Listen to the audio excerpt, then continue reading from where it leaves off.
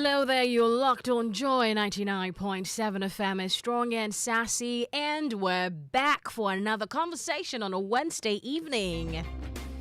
Tonight's conversation, it's a tender one. We're talking about heartbreak, we're talking about divorce, and we're talking about finding love again. You see, in Ghana, when a marriage ends, it doesn't just end quietly. You get what I mean? Everybody has something to say. Family will talk. Church people will talk. Even people who don't know the full story will have an opinion. And somehow, the woman carries most of it. Maybe you tried. Maybe you prayed. Maybe you endured longer than anyone even knows. But it still ended. And now you're left with questions. Did I fail? Will anyone love me again? Have I missed my chance? Tonight we want to speak to that woman, the one who cries quietly at night but is strong during the day. The one who's healing but, still afraid. Walking away from what was breaking you is not weakness, but loving again? Well, that can be scary. Now, how do you trust again after disappointment? How do you open your heart without fear? Whew. Well, tonight, we're sitting down with a woman who has walked that road. She has known heartbreak, she has known divorce, and she has found love again. Now, I'm saying all this and she's smiling, yeah?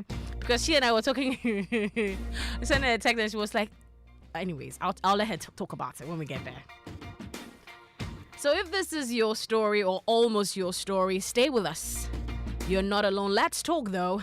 Show is interactive. Your thoughts are welcomed on 055 1111 997. You can follow the conversation via our socials too, Facebook, X, and YouTube. Now, thanks to Oliver Fanyo for making that happen.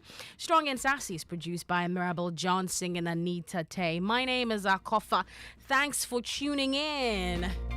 And our guest on the show is Amma NaaBia Boachie Danquah, who's creative director at Bassinets and more. Amma, good evening, NaaBia. Good evening. aKorfa, this is your intro. I know. Hey, I want to look for it, though.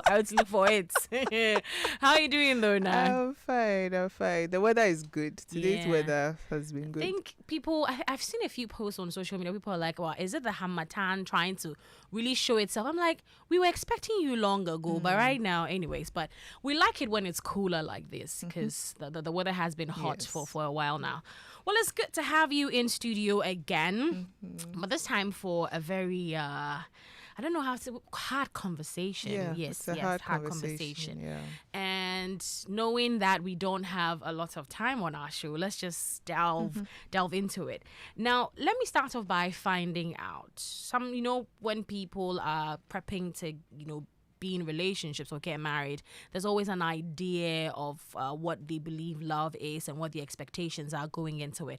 But let's start off to find out, what was your idea of love and marriage back in the day? Nah, we've not got to there anyway. Yeah, let's start with that. So good evening to everybody. Good evening. Listening. So it's something I have said to you before. The first time we had a discussion that I am a hopeless romantic. Yeah. I am the Milsom Boone. I am the Bridgerton. I am Julia the one. Quinn. Daniel Steele. I am that person. So when I actually got married when I was 28. Okay. So, I grew up reading these books. I grew up watching everything that could do with romance and love and all of that. So I had this bubble. You get married, you have kids, Prince Charming, you end, the rest of your life, with this person. So I never for once had that hard discussion with myself that, what if this doesn't work? Or we never discussed, okay, so what will happen if we reach that hard point where we feel we can't be with each other? What do we do? How do we come back to each? No. Me, where else is it? I knew that Daniel still cry. But like someone will want to know though, as someone entering into such a stage for the first time, what attracted you to your husband then? Yeah. When we put the looks away, it was, we had same likes. Okay. So I love music. So music was one thing. I love to talk about everything happening, social scene, political scene. And I mean, when I talk about it, we can have a good conversation and laugh and debate. We like the same foods. What again do we like? Essentially the same, like the same thing, the basics. Yes. So it wasn't that we could sit with each other and have a different kind of conversation. We didn't flow. Oh, we flowed. Like it was seamless. Or so I thought. No, so like how long did you guys date before getting married? And yeah. Oh, this was my university sweetheart. Okay. So I met him level 100. Okay. So we have 2 kids together. So my our eldest is 19. So if I take away 5 years, yeah, that's how long. Right. Yeah, I've known him. Yeah. Okay. And like when you were getting into the stage of like, let's say this, like when you planned that, okay, we want to build our lives together into marriage, did you feel truly ready then? I won't sit here and lie. I did. Okay. No, I really did. Because at that time, I wasn't doing self-entrepreneurship or anything. I was working. I was earning a good salary. He was also working, earning a good salary by, I mean, those standards then. There was, I mean, families, like, we're fine. Everybody was, communication was okay. There was really nothing that was there that was what we call now a red flag. There was no red flag then. The only thing that I would say is that there are times when he doesn't like to talk and NaaBia is always talking. But even that, I didn't even see it as a red flag. It was, oh, that's his thing, you know. And he's still like that. I mean, he's still like that. So there was nothing. Like, I felt I was ready. I felt prepped, you know. I mean, this is us. We've gone for counseling. Like, we've watched, which was a bad thing, but we've watched movies and we think our lives are seamless, like, or should go onto that tangent. So everything was fine. Or so I thought. Okay. I was going to get to the red flags bit because you said it didn't seem like a red flag then. A few people have said that sometimes when people are dating, they see the red flags in the beginning, but then they just ignore it, assuming that, oh, it's something they can work around. Yeah. Did you, when, you know, you sat down to take stock of all that had happened in the relation, do you think that you might have, it could have been something that you felt that maybe this shouldn't be the reason I go into the relationship? Did you ever think that the red flag that you noticed was something you couldn't work with? No, no. Okay. The red flags actually came when we had our first child. We have 2 kids together. Right. When we had the first child and when I started business, that was when I realized that, or we both realized that, no, NaaBia is the risk taker. I am not the risk taker, you know. So it was then when I started doing my own business, when he also started doing his own business, both of us started doing our own business almost at the same time, you know. And entrepreneurship is crazy, you know. So it was that time that all the, like, the bubble just burst. Everything was just out in the open. And we just couldn't come out of it. At that point, did you think it was no longer healthy? Well, the thing is, I didn't file. I didn't file. Okay. So he filed. And if I sit and I read Because of you, I had to go back and read the thing again. Only aKorfa we could go and read the documents like that.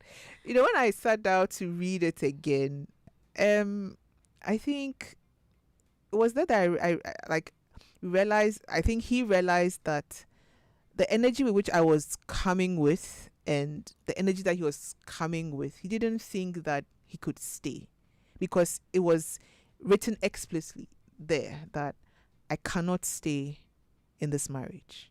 I see. The famous irreconcilable differences. Yeah. But so what was harder, the heartbreak itself or the decision, like coming to terms with the fact that, oh, this is where I'm at in my space? Because you said he filed. During that process, like that time, what was going on in your mind? Walk us through that. Okay, so when the bailiff called me, let me start from there. Okay. When the bailiff called me and said, are you Madam NaaBia Boachie Danquah? I have documents for you. I was like, bailiff, okay, can you meet me? So I was in a rush to, and it never crossed my mind that this is what I was going to receive. So I met him actually in front of the Moving Pig Hotel. Then he didn't even give me the documents. He made me sign in a notebook, a big notebook, and he said, you have been served. Imagine out in the open. I remember very well. It was about 2:00 afternoon. And yes, I know you're looking at me. And I opened, and there it was. His name versus mine. I was like, wow.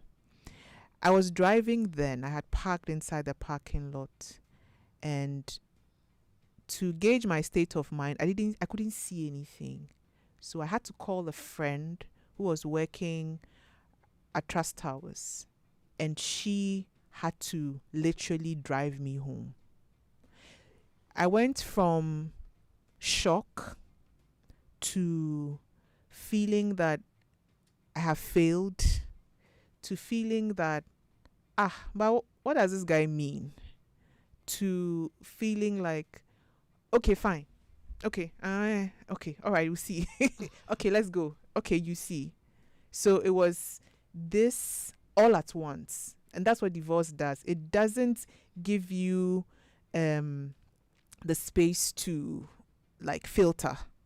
Everything hits you all at once, and it doesn't go away. Divorce is like a death. It's it's not like the real death where somebody is dying and you have to bury it, but it's like death. Death of that what you thought was or what you thought would be. So that's what happened. And the sad thing and the good thing is that in those moments, my business collapsed. Wow. Yes. Anybody who knew Bassinets and more at that time will tell you that I stopped picking calls. I had to refund monies to all my clients, almost all my clients. And those who I couldn't refund because I had started work, I found a way to pay them off. I literally sent all my boys out of my workshop. They should all go. Because I wasn't in that headspace, And that is what divorce will do to you. Or that is what the weight, I call it the weight of the heartbreak, will do to you. So whilst you are dealing with, you can't see anything, you can't feel anything, then you have to deal with the fact that you have children. And you also don't have to make your kids hate. Yes, I like your smile. Hate their father. Because at the end of the day, that is their father, And it's something that I'm so grateful to my parents for drumming in my head, both mother and father. My parents were like, you know what? We want a situation where he can drive to our place, not your place, but our place, and drink beer with us and come and pick his children. So whatever you're doing with him, do with him. It is painful, but yeah. So the anger I sent some to my parents that what do you mean? Support me and see what you're doing. So that's an overview of what it is. So let's just do a little backtracking as well. Okay. So when he filed, there was no part of your relationship, there was no hint whatsoever that where we're heading, like we've hit a rough patch, but we have to be divorced. Like, when he served you, first off, did you confront him at any point? Because you did say that, oh, you were looking through and we're like, oh, okay. So that okay. Was it your realization that, okay, so this is happening and this is how I am reacting to it? What was that like? So I called him and I was screaming. I remember I was screaming. The simple thing he said was, "It's now with the lawyers. Don't call me again." And he hung up and blocked me. Oh, yes, aKorfa. Oh, no, right now we are very good friends, so you'll be amazed. Wow. Right now, we are very good friends, but he's not the one, but we are very good friends. Yes, we'll get there. Yes, because we're building finding the love again. But let's stay here a little bit. So you were in the heat of the moment. This is happening everywhere. I called screaming. Exactly. That's exactly what he said. Don't call me again. It's with the lawyers. What's your state of mind at that point, and how were you able to say, put yourself together and then face this? aKorfa, there was no putting yourself together at that time. Yeah, there's nothing putting together. I won't come and sit here and tell you that. And I wasn't brave. I wasn't brave. I wasn't brave. That's the way you are saying the thing for me. No, it's because right now I'm in that state where now some of the things I just sit back and I laugh. Right. Yeah, it's the healing. But at that time I wasn't brave. What was I? I was just angry. As I said, it's a mixture of emotions, So I was angry. I remember I called some of his family who are my friends, or who were my friends then, and I was literally yelling, and they couldn't talk back, so they called my mother to tell her that your daughter is calling us and like she's yelling. We didn't send her to marry anybody, so if the marriage is done, they should stop calling us to yell. So my mother called me and said, "Madam, I've told you to calm down." I'm like, "You too." It's like, "Madam, calm down. Go home. Stop calling people. Stop texting people. There are children involved." And that for her was, she would go and she'll come back. There are children involved. If there were no kids involved, I don't care. But there are kids involved. So you have to calm down. But yes, I stopped calling, I stopped texting, but I was angry, aKorfa. I was sad. I was humiliated. Oh my goodness, I was humiliated. I was ashamed. I went through every agony. All the emotions you've mentioned, what were you feeling them at that? Well, it sounds like a weird question to ask, but we would want to pry just a little bit into how that was back then. You were angry, justified. You have talked about, how you were processing that. And then, you were sad. You felt humiliated. Yes. You stressed on that part. Humiliation is, you see, back then, even now, people are talking about divorce and it's still a heavy topic. But back then, it was more taboo than it is now. The weight of it was very heavy. So, you've had, and let me dial back again. So I had this wedding at Christ the King. It was a proper wedding. Why are you saying proper wedding It's like a that? proper wedding, like wedding like proper, like. So if it was what is happening now, it would have been one for social media. Right. Okay. So it was that kind of wedding, and I'm coming from the background where my parents are lecturers, or at that time they were, so the university community, where I worked. I don't want to mention their name, but it was, top management that came, it's not, how do you call it? It was a proper thing, So in my mind, or what your mind would do for you is to focus on what are people saying, what are people do, what would they say, but if they hear about it, so that's why the humiliation, and the human mind hits hard on that one. It keeps going on and on and on and on that, So that's what the humiliation is. What would people say? What will your friends say? What will your neighbors say? Hey, those who came. Hey, your relatives. And it's always, what did you do? You couldn't keep a man. Because the few friends that I was brave enough to call and say, this was what's happening, like I need to talk about it, like 99.9 or 99.7 oh wow, you're using our frequency. All they said was, hey, I'm away a day.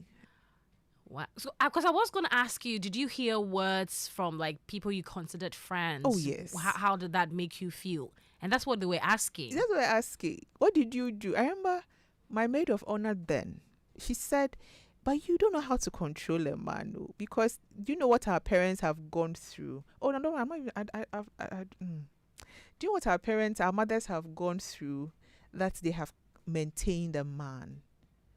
And Wow. you, and I was like, but why would you say this? So that was the kind of feedback that I was getting, and I know we haven't gone so much, but I just want to let people know that divorce is hard. It affects men and women. If there was a man here, he also give you the male perspective of it. So it's not an easy thing. But we're talking about ladies here. When your friend, a lady, has come to tell you this, the worst you can do, just listen. Don't offer advice then. You let her vent, let her do whatever, and just listen. At some point, we calm down, because it's all emotion. It's all, but at some point, we calm down. When we calm down, then you can start talking. Maybe you have seen something. Maybe you have, but in that moment, when we are saying it and you start, by you too, it spoils it even spoils the friendship. So till now, I am my like. Did you let her know that in the moment some of the things she said didn't sit well with you? Oh, I did. Okay. And what was the relationship didn't heal from that? No, it didn't heal from that. Okay. Now, you mentioned that your parents kept hammering on the fact that there were children involved. At what point in the divorce process did you decide, or did you and your ex-husband decide that we need to break the news to the kids? How was that situation like? What was the arrangement? Truth is, we didn't break the news as a unit to the kids, because we're too upset with each other to sit anybody down. And that's the thing I always say, that the book, the movie thing that the couples sit down, we don't do that in real life. It doesn't work. In real life, it's not a script. In real life, it's so unscripted. Everybody's angry, So all my kids knew at that time was we are one person has got a job and has left the house, and we can't be in the same house, because I really couldn't be in the same house, because everything is a memory. So I had to move out. I had to move out with them.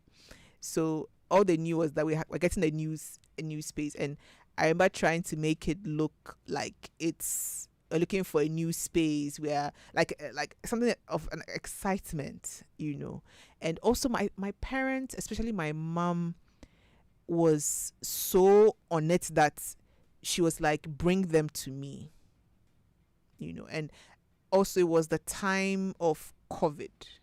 So it was very easy. Schools were not running and all of that. So it was very easy for her to say, you bring them. Let it be like they are coming to me and they're coming to stay, and a long, prolonged vacation. So we never really said, no, it never happened. So they just noticed it as time went on? Yes, and I had to answer questions. Such questions like? My son asked me that, you're always mentioning divorce with mama. Mama is my mother. What is divorce? And wow. I had to tell him. How did he take it? My son is he didn't cry. If that's what you want to ask. He didn't cry. But he's a very quiet person. He took that trait from he's like, okay. And that's it. Okay. But again, my mother was like, it's not a good thing. So we had to get him to talk. And my brother too was also very good at like attacking it. So he literally became my son's best friend plus best uncle, you know, intentionally taking him along, trying to get him. Until now, they're like, if I want to know what is wrong with my son, I have to ask my brother. That's how could you know what's wrong with him?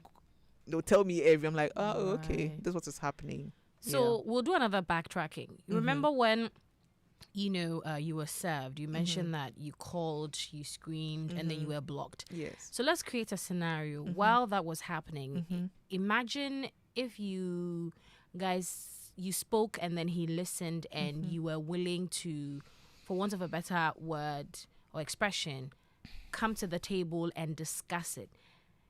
And you guys seem to have come to a consensus. Would you have stayed? No. Why do you think? Like, were you noticing things in that moment? Why are you smiling? What is making you say that no at this point? Because I later found out that he had moved on. Right. There was another person in the whole thing while the divorce was happening. Okay. Okay. Yes. So when you found that out, did it change the way you approached the whole divorce? aKorfa, it was relief. I was so relieved. I was like, oh, okay. Really? Okay. I was like, oh, okay. Why was that what you were feeling? No, because I thought I was the problem. I thought like 100% I was the problem. No, I thought I didn't manage my home well. I didn't manage my husband well. I didn't manage anything well. That's what I thought. Like everything was totally my fault. But when it came to light that, oh, there's somebody or there's another person in the picture. And I'm like, oh, okay.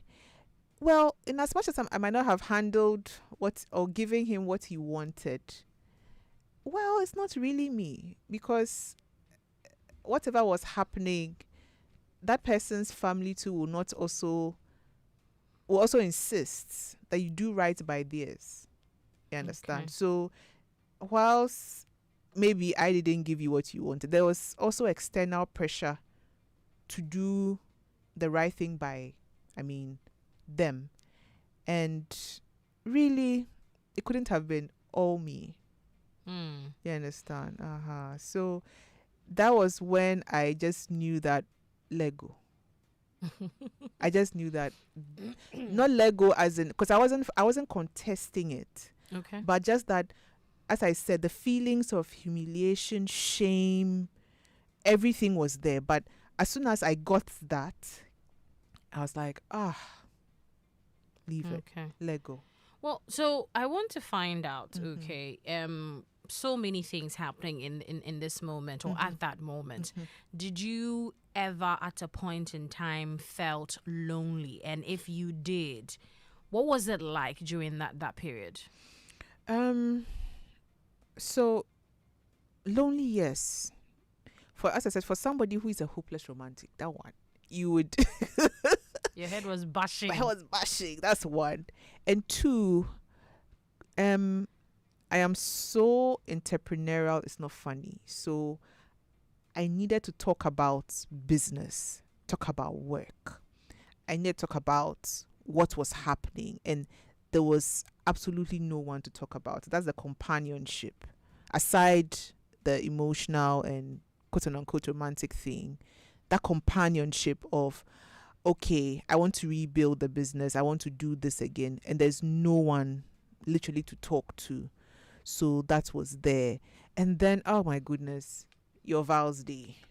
You come on Val's Day, you see Christmas, the pajamas, you're matching pajamas. Yeah. Like, oh my God. Did you guys ever do that? No, we never did that. But it made you feel something. Yes. When and social media too was boom, like it was coming and people were showing off their spouses, their partners, and social media, it's not just Facebook, it's across. So whatever platform you are on, you see something. You see a wedding, you see a party, you see something and it'll be like, oh God, okay, what's going on here? I understand. And all of that. Well, if you're just joining us, you tuned into Strong and Sassy on Joy 99.7 FM. It's 7:35 now. We're in studio with Amma NaaBia Boachie Danquah. We're talking about finding love after divorce, the heartbreak and everything else that went on before she got to the stage that she is in right now. And you might also want to join in our conversation by sending in your thoughts. That's if you have any. WhatsApp is live and it's active. It's 055 11 997. So I noticed that Nee had sent a text, but Nee has deleted the text.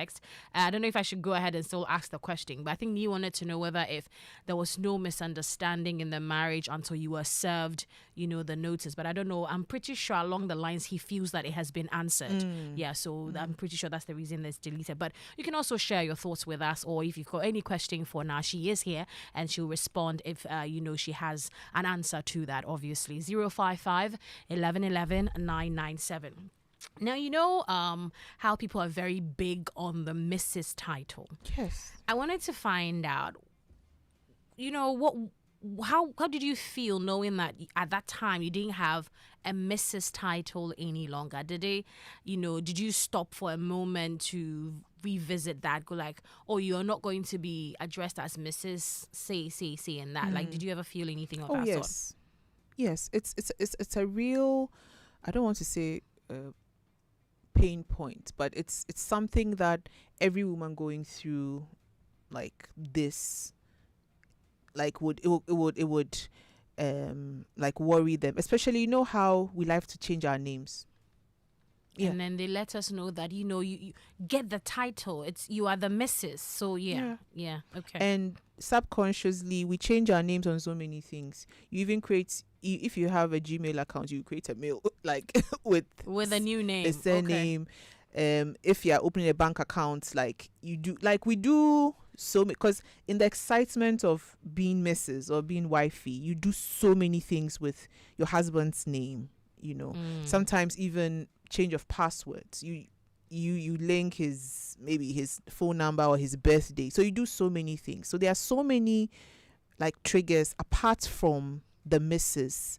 that would remind you that you are no more. And I had an email with that particular surname, and even now I can't even change it. But I've created another a one. new one, but because that one is what like a lot of like my correspondence with people. So I look at it and I laugh. I'm like, but he's aware. I told her I still have your. He's like, oh, my friend, and we laugh over it, But then it wasn't funny. It wasn't funny. I can understand that. Yeah. Now, let's get into gradually finding yourself and, even allowing your brain to, process the fact that, oh, you might fall in love in the future.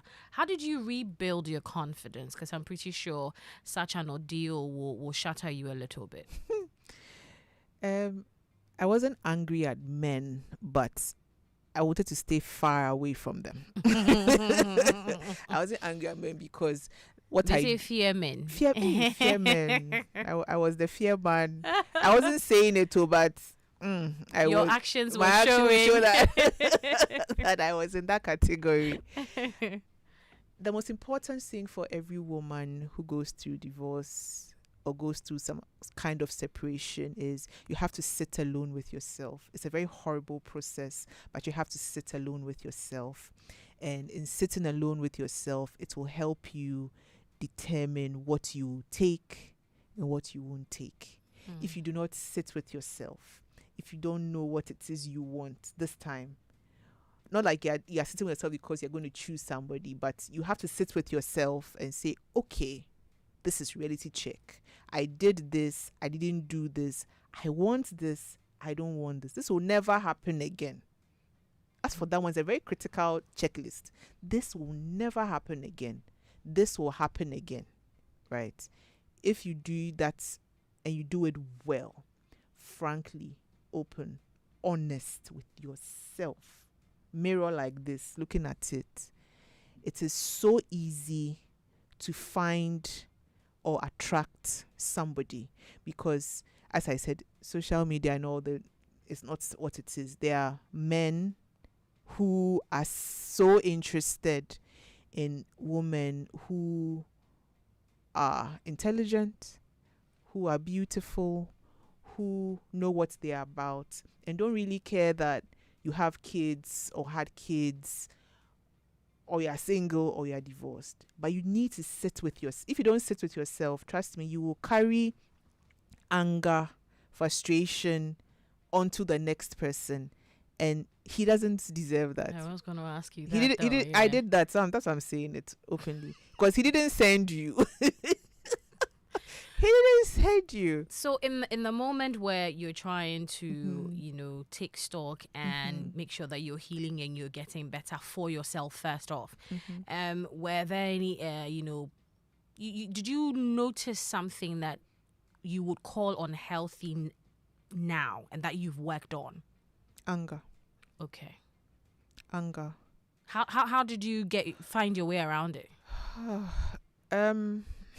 Was breathing part, because you are breathing? I'm breathing. That's one thing. What part?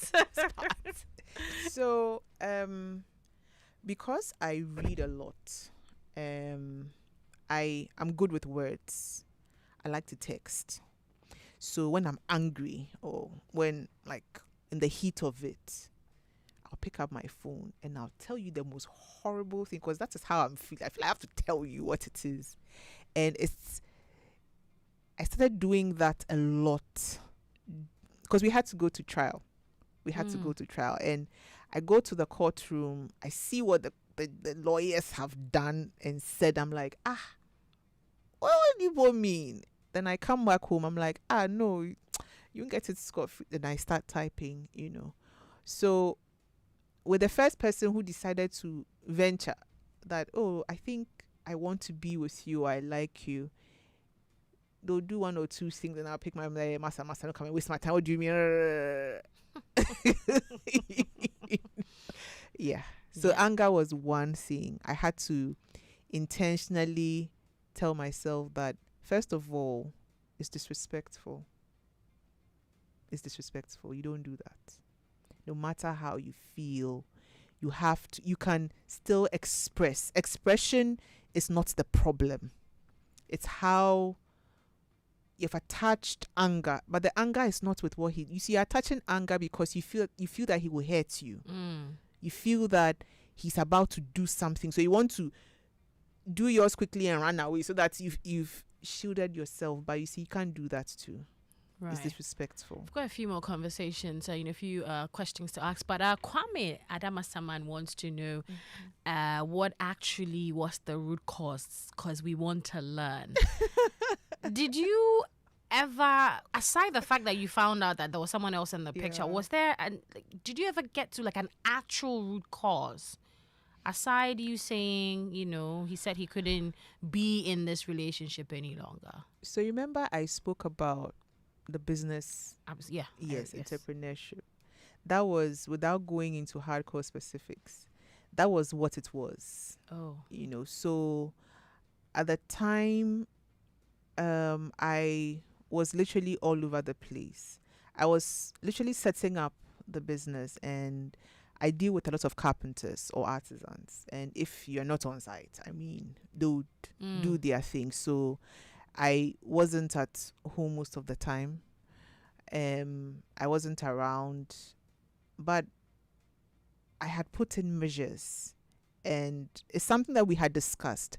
I had kind of discussed the whole concept and business and idea with him then before I started, So I was a bit surprised or taken aback when it became an issue, But now that I sit back from where I sit, I'm like, okay, it was the inexperience of handling a startup business. Okay. We both didn't know what goes into it. You see now, accomplished business will tell you that you become broke, you become stressed, like all those things they list. It's something that we're going through at the early, like, teething stages. But because we didn't know our inexperience and we didn't know what it was that we were feeling, like a carpenter has ruined a project for me. I come home, I have to literally raise X amount of money to redo the work, and I come home and you're telling me that put the lights off. I'm like, hey, I should put the light. I'm not coming to put my laptop on and do the Excel. I won't put the light. You don't respect. What do you mean I don't respect you? Like, I just can't. That was it. Right. You know. Well, how do you know that you're healed enough to love again? How did you know that you were healed enough to love again? I started giggling plenty. Yeesh. It's silly, but it's true. No, tell us, yeah? No, it's silly, but it's true. Okay. Who was making us giggle? Oh, somebody. Yes. Mr. No Name. Mr. No. There's a book like that, or there's a character like that. Mr. Nobody. I've forgotten the book, but it's a character like that. I think I've also. But let's talk about the Nobody. giggling. Yeah. The giggling. Okay, so there's in my case, what worked was audacity. That what worked for me, audacity. From your end or from the person's end? The person's end to me was audacity, because I had literally. So we had planned to have lunch, and there was in my heart, and I'll confess today, I wasn't going to do it. I wasn't going for the lunch. No, I wasn't going. So I hyped him, hyped. Then 2 hours to I should sit in my car and move towards the venue. Then I sent a long dramatic text. I was lying that, I'm not feeling well, and I would another day and all of that. But what I had forgotten was I had told the person had asked me in a very weird way, a very long time ago, that where do you live? What's the distance between, I want to check something, the distance between my office and where you are, right? And I didn't think about it. And I had sent the location map. So, and that was like in the beginning of our chat. So you know what he did? He just went back, looked for the chat, looked for where I was. And that day I was with my neighbor and we're just talking, and I was just... You that you were not feeling well. No, I'm not feeling well. I was talking, and we're talking about what cry. We're planning to do fufu that weekend. Okay. My neighbor and I were like, who like that? So she was like, okay, she'll bring this. I said, okay, I have this in my freezer. So we're just coordinating, and all I heard was pimping. I was like, oh, okay, let me go and check. So I walked. Then the person got down and said, hey, this you're not feeling well, dear. I didn't know what to say. The rest is history. I get that. That's actually, I like the way that started. Now, what do you think you did differently to, open yourself up to this new relationship? So I laid all my cards on the table. I told the person that, first of all, I have 2 kids, right? I don't want to have any more children. I don't want to get married. I know, I'm telling you the same thing. I don't want to get married again. Like that kind of marriage thing. I don't want it. And this is my emotional state. Some days I'm hot, some days I'm cold. My focus is trying to balance it all together. Some days you won't like me, some days you like me. So this is what it is. The person said, is that all? Hey. Shit. Is that all? I'm like, yes. Like, okay, all right. The rest is history. What surprised you most about finding love again? Because if you ask me, I would say this one. Because sometimes I wanted to actually find out from you. People have a certain reaction, they show, especially when someone is divorced and has 2 kids. Did you ever experience, anyone saying that they do not want to date you because you have 2 kids and you've been divorced? So I wasn't even allowing that conversation to even happen. Okay. I wasn't even given. This finding person has happened for, I would say, almost 5 years after. Okay. So I have sat with myself like that, So it hasn't been something that I rushed in right after. Okay. You know, I sat with myself and I allowed myself to grieve what has ended, what has died, what is over. So there was no, okay, now hot girl summer, I have to show what. No, I don't have to show anything. And that's another thing that people will tell you that, oh, start going out, they mean well, but you see, we are grieving a lot of things. So you're pushing me to go out, and I haven't healed. The next person who comes, the next 3 or 4 people who come, I'll transfer everything to them, and they don't deserve that. They didn't send you.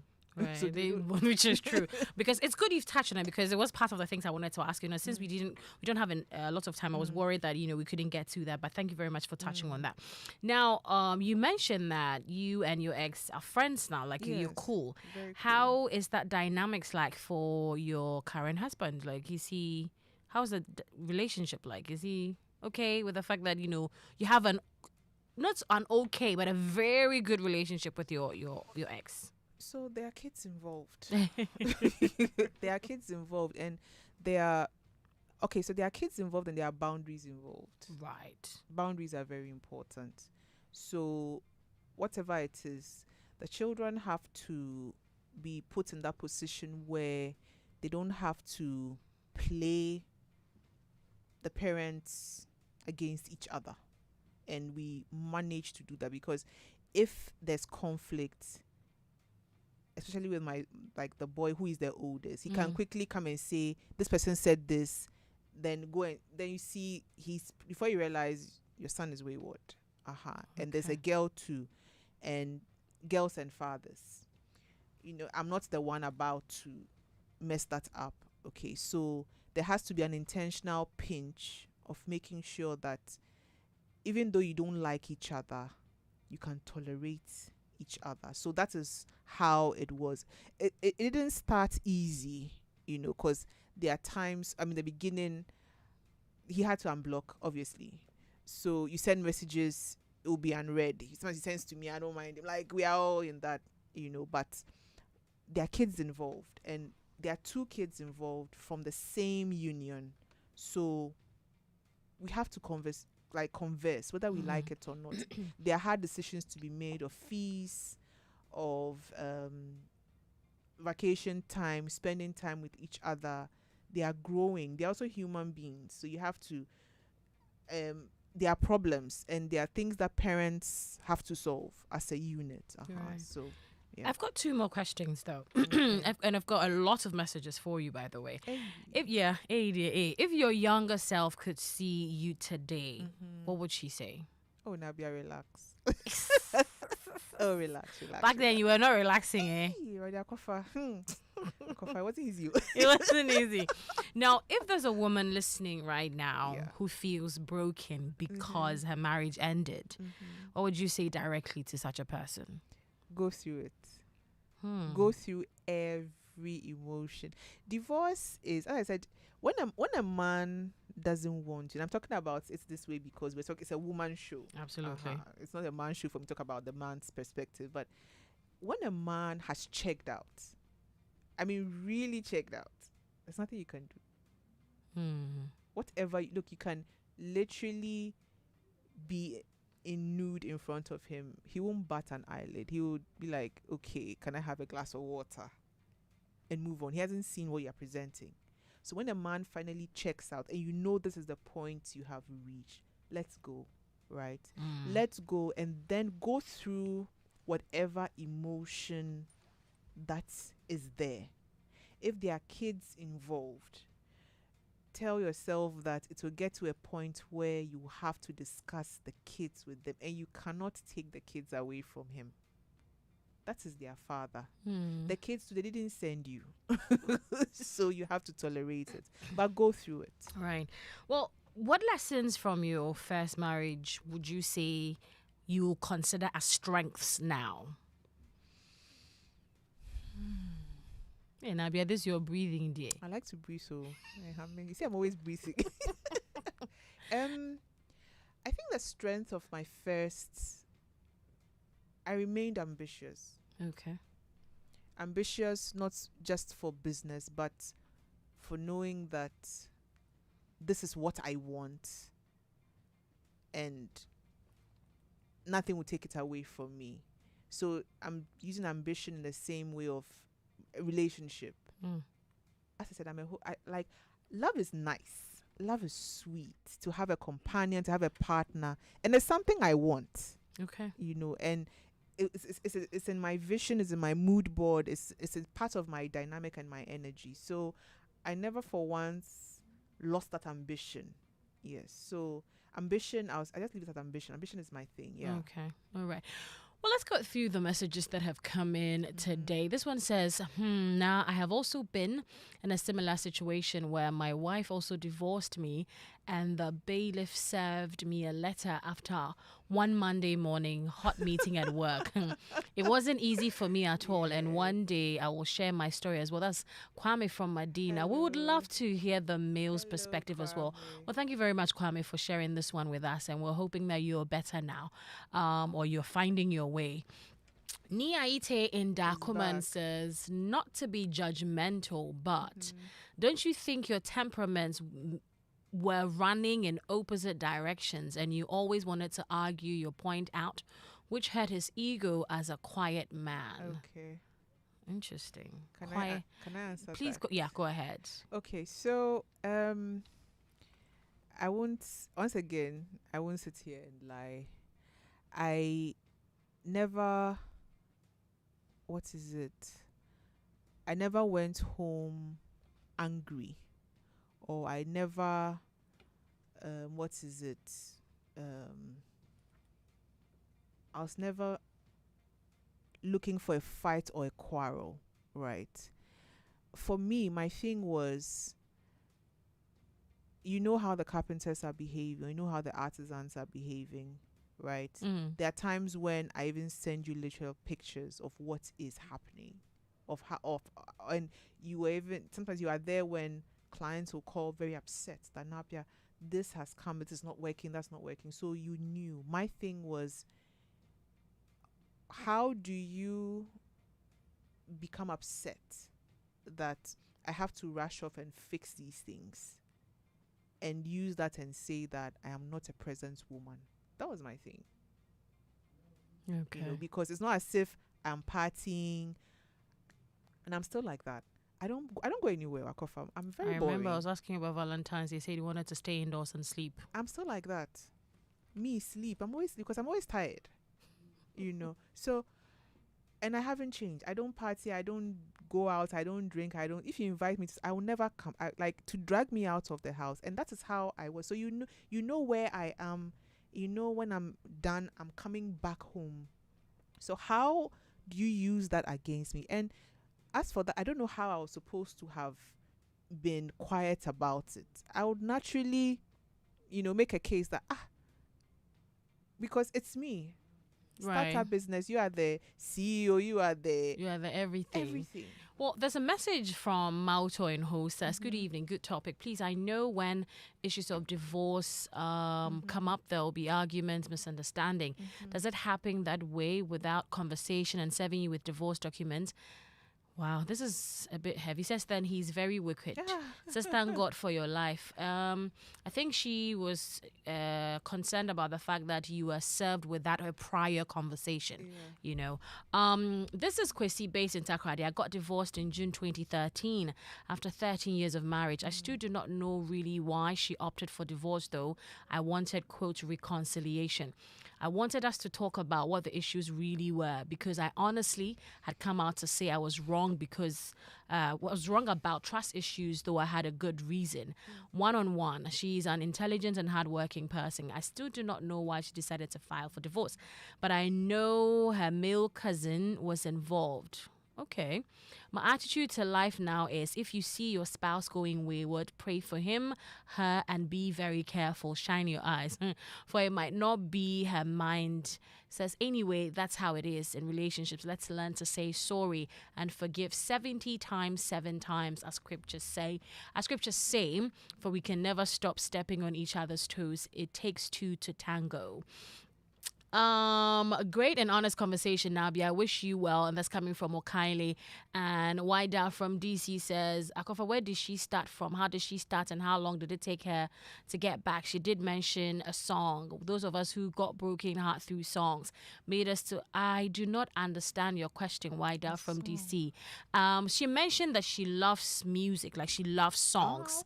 Yeah, so it's something that, a trait that she had in common with her ex-husband. So basically, that's just that part. But everything else that you're asking for, I don't think I understand. But thank you very much, NaaBia, for passing by and sharing this with us. We truly appreciate it. We're hoping to have, more questions coming in. But unfortunately, we're out of time. We're hoping to connect with you some other time on more of our conversations moving on in Strong and Sassy. But if you're listening to me, maybe your story didn't go the way you planned. Maybe the happily ever after, it changed. But sometimes the ending of one chapter is the rescue of your whole life. So you heal, you take your time, and when your heart is ready, you love again, not out of fear, not out of pressure, but from wholeness. So thank you very much for tuning in. I'll see you again next Wednesday. My name is aKorfa. The Overdrive with Kofi Hayford is next after the news. Don't go anywhere. This is Joy 99.7 FM. Joy 99.7.